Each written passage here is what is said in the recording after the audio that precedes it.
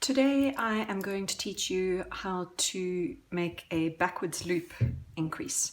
It's the increase that I have designed into the pattern, the Astrid Fluffy Mohair knit top, and you might need a little tutorial if you're attempting the pattern. So here goes. When you are following the pattern instructions, you'll be working with stitch markers, and you've knit around where you've placed the stitch markers in, and the pattern then calls for knitting to one stitch before the marker in order to make the decrease, at least the increase.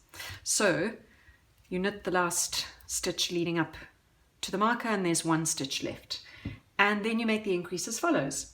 Hold the yarn at the back as if to knit, and place the knitting needle on top of your index finger.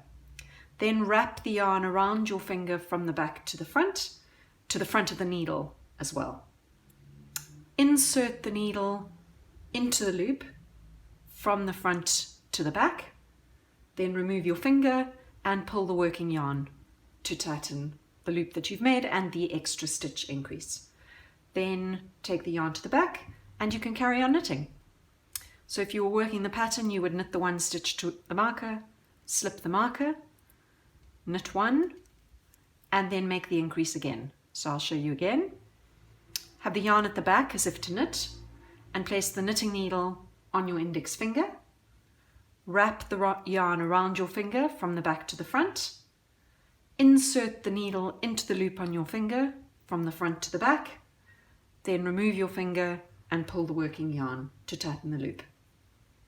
Take the yarn to the back and you can carry on knitting. So in the pattern, the Astrid Fluffy Mohair top pattern, you're working in the round. So you won't be turning around and working on the purl side, as I'm going to here, to just show you how you knit the stitches when you're done. So please ignore the fact that I'm knitting my little garter stitch edging and then working purl stitches. But you'll see as I get to that increased stitch that it's very easy to just work it. There's my increased stitch there. It shows up like a little twisted stitch, and you just work into it. I'm working a purl stitch, work into it as you normally would, and carry on with your row.